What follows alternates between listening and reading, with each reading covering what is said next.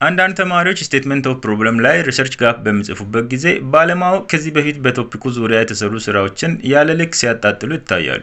ይህ ግን ተገቢ አይደለም። ትክክለኛው አፕሮች እነዛ ጥናቶች በዘርፉ ባለው እውቀት ላይ ያላቸውን ኮንትሪቢዩሽን አክኖሌጅ አድርጎ የነበራቸውን ጥንካሬ ሪኮግናይዝ አድርጎ የጎደሉ ነገሮችን ደግሞ በግልጽ ማሳየት ያስፈልጋል ማለት ነው። ለምሳሌ አንድ ሪሰርቸር አካላዊ እንቅስቃሴ በጤና ላይ ያለውን ኢፌክት አሳይቶ ከነበረ ለዚህ ስራው መጀመሪያ እውቅና ልንሰጠው ይገባል። እከሌ በዚህ ቦታ ላይ በሰራው ስራ አካላዊ እንቅስቃሴ ጤናን ለማሻሻል እጅግ ወሳኝ መሆኑን አሳይቷል።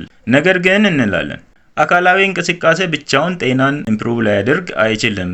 ሌላ ሞዴሬቲንግ ቫሪያብል ኮንሲደር ማድረግ ያስፈልጋል። ለምሳሌ አመጋገብ ሞዴሬቲንግ ኢፌክት አለው። ይህ ሪሰርች ይህን ጋፕ ፊል ለማድረግ የተሰራ ነው የሚል ነገር ማንሳት ይኖርብናል ማለት ነው። ከዚህ በፊት የተሰሩ ስራዎች መወቀስ የለባቸውም። የቻሉትን ኮንትሪቢዩት አድርገዋል። ሪሰርች ሲባልም እያንዳንዱ ሪሰርች ትናንሽ ጋፖችን ፊል እያደረገ ትልቅ የሆነ ኖሌጅ ቤዝ የምንፈጥርበት አሰራር ነው እንጂ ከዚህ በፊት የተሰሩ ስራዎችን አፍርሰን የምንገነባበት አይደለም።